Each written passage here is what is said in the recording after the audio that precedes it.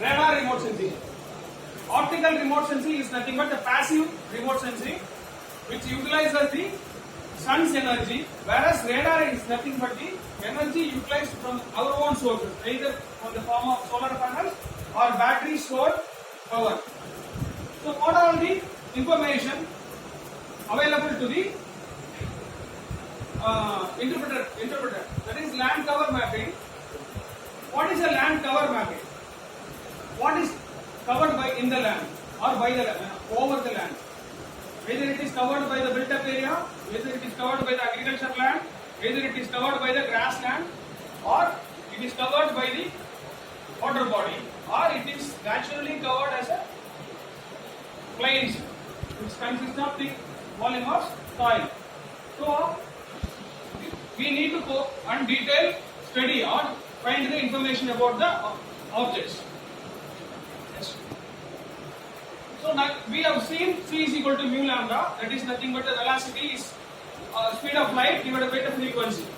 Wavelength, that is C is equal to mu lambda. Lambda is the wavelength and C is the speed of light and frequency. There are two different types of frequencies. One is shorter and another one is high frequency. Shorter frequency and longer frequency. So what is shorter frequency? Here the frequency is 1. Here the frequency is 40. Which is shorter? Which is shorter frequency? Or which is longer frequency? 40 gigahertz is longer or 1 gigahertz is longer? Which one is longer? 1 gigahertz is longer. What is the longer? That means we have in radar remote sensing, we send electromagnetic pulse of radiation, right? The pulse of energy hits the target, and what frequency or what wavelength the pulse is generated is 0.86 centimeter. That band is called Ka band. So we do have Ka band, K band, Q band, X band, C band, L band and P band. Different types of bands are there. So using those particular frequency, we are going to identify different objects. What is the major advantage of radar data? Radar data can penetrate through the clouds. See, all 24 hours we can monitor the terrain or the objects. So what band frequency is used for what wavelength? See, X band is 3 cm, C band is 5 cm and L band is 23 cm. So we usually call as the VHF band. When we try to tune the television in longer day or ancient days, the prehistoric days, we used to have a VHF band. So that frequency is also available. P band. Suppose the P band is useful for biomass. What is biomass? The green cover. Or the soil moisture. See, what is consist of soil moisture? The water body or the top 5 cm of the soil consists of some moisture within the pore spaces. So the soil moisture can be studied if you have a P band satellite data or P band radar data. And L band. Suppose if you want to have an L band, agriculture, forestry and soil moisture.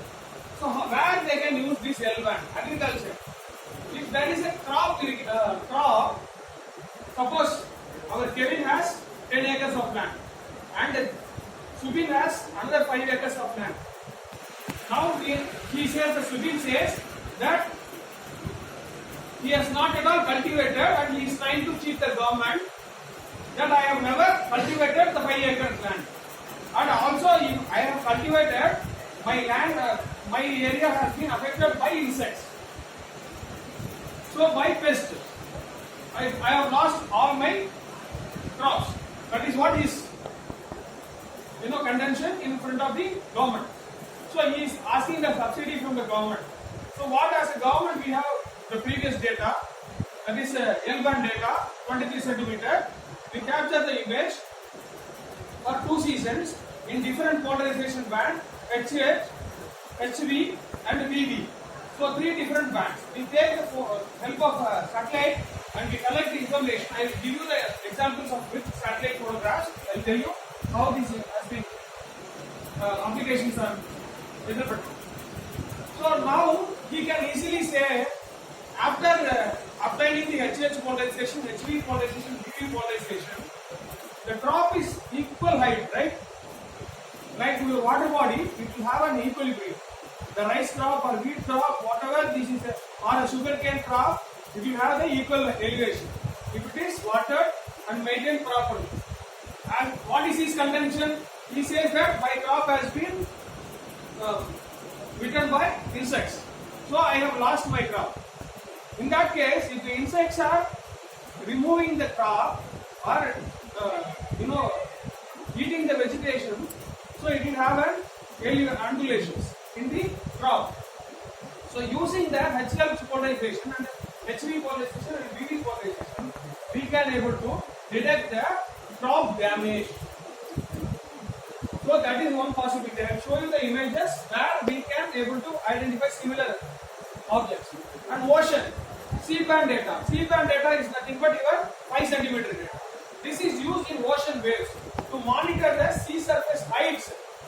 If there is a tsunami happening or if there is a wave difference due to normal tidal attraction of sun, moon, earth on a same straight line or a deep tide or a spring tide, the water level in the ocean will rise. To monitor the sea surface height, we can use the C-band. Also, we can also use the X-band. To study the snow, thickness of the snow, we can use Q-band. And we also have Ka-band, high resolution radar. This Ka-band is nothing but, we have an Indian sensor called Saral Altica, which is the highest resolution radar image which we can obtain from our data. Next one. These are some of the radar data available which can be utilized for our study. These are all free satellite data. Anyone can download and interpret the satellite data. Being an interpreter, you are eligible to gain knowledge as well as you are eligible to get employed in a space research organizations. Next one. So this is an example of an radar data wherein this white color tone, that white color tone, inundation vegetation. You see the arrow mark, look at the arrow mark, the inundated vegetation. See the dark color is nothing but your river system. The river system, we have a curvilinear pattern, and what happens if the water is there, it will have a smooth specular reflectance. So that is why your dark color signature is coming in the water body, that is river. This river is already given in the indicated in the arrow mark. And this is a conventional forest. So what is the difference between a conventional forest and the man-made forest? There are two different things.